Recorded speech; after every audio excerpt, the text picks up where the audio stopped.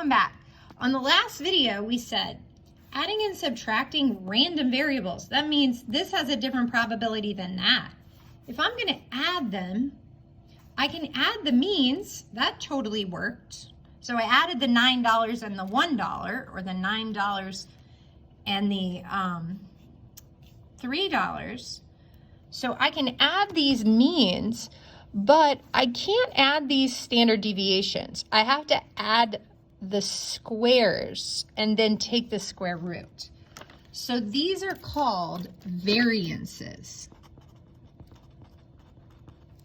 So apparently I can add the variance of x to the variance of y, and it will equal the variance of x plus y. But if I want to know the standard deviation of x plus y, I have to take the square root.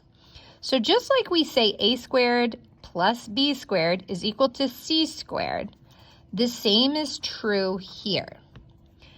I can say the standard deviation of x squared plus the standard deviation of y squared is equal to the standard deviation of x and y squared.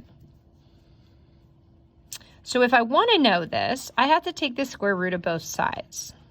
And that's where this equation comes from. Okay, beautiful. So now, would this also be true with subtracting?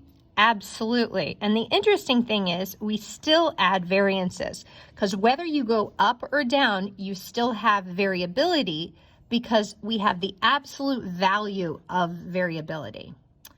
Okay, so that's why whether you add or subtract, you still add variances. What's our other learning target? Well, in a normal distribution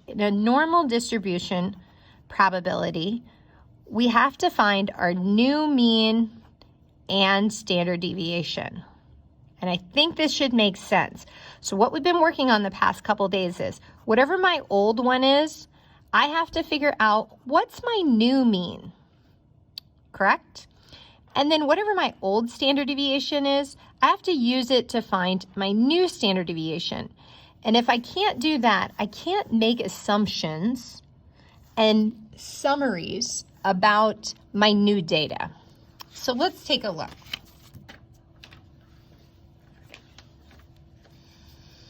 We have the same idea as selling cars and the same probability, and these are the same numbers as last class, okay? Now we said if I get a bonus of $500, and again, this was the same there. When I multiply by 500, I get $471.50. Okay, so now there's a new scenario. Let's take a look. Y is now the number of cars leased during the first hour of business on a randomly selected Friday. Based on the previous record, what's the probability of X and Y? Okay. So I'm thinking again of my tree diagram here. So looking at my data,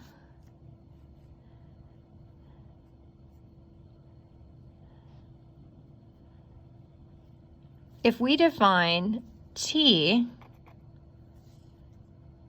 he keeps track of sales and lease agreements made during each hour of the day. Let X be cars sold, let Y be cars leased based on the previous record. Okay, so this is kind of like how many cars are leaving the lot,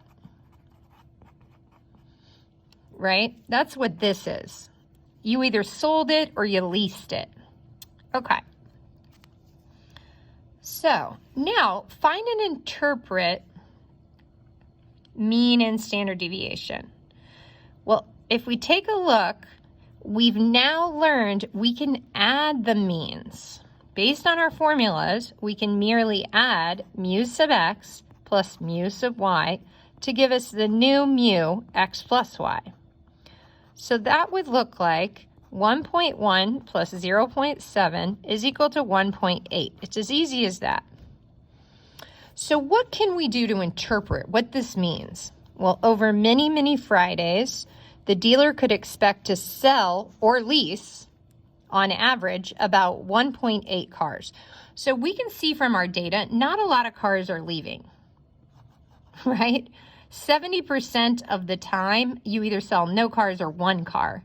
90% of the time, you either lease no cars or one car. So not a lot of cars are leaving, but on average, if I combine these two, I get 1.8.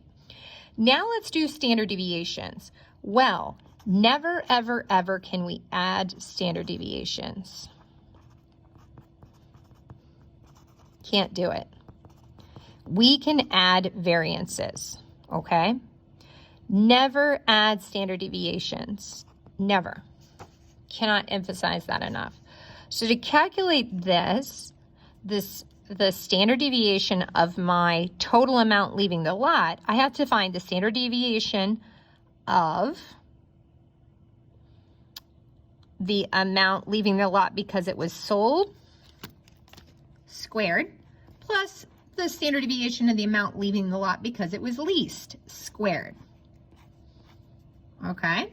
And then I take the square root to find my total standard deviation, which is 1.4. So what does this mean? Let's interpret that.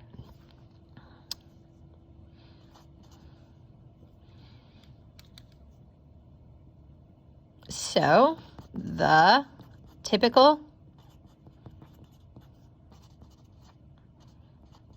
amount of cars leased or sold varies from the mean of 1.8 by 1.14 cars. So the typical amount of cars leased or sold varies from the mean of 1.8 cars by 1.14 cars. And that makes sense too.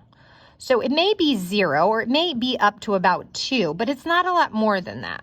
Okay, now let's look at this last one. And that's you see some of my math up here already. It says the dealer gets a $500 bonus for each car sold. So that's what we did last time.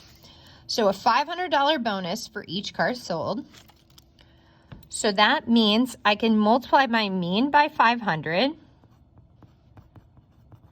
And we get 550. We got this number the other day.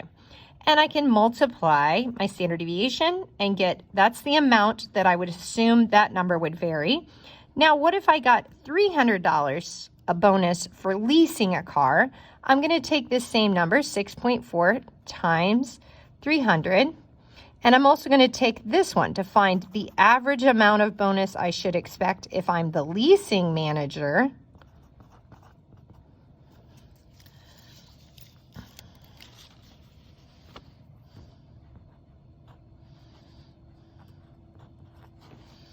Okay, and that's 210. So let's take a look down below and combine them. So again, finding the mean and standard deviation of the total bonus. So on average, you should expect to sell 1.1 cars. And when you do, you'll get a $500 bonus. So you should expect $550 from selling. And you should expect to lease 0.7 cars. And so that's your lease. And if you make $300 each time you lease, that's $210 for a total of expectation from both sides of the business of $700.60. Now, what should you presume that number would vary from that number? Let's take a look. I calculated these numbers up top though too. We take the variances, right? This is the number for, oh, my lights went off. 471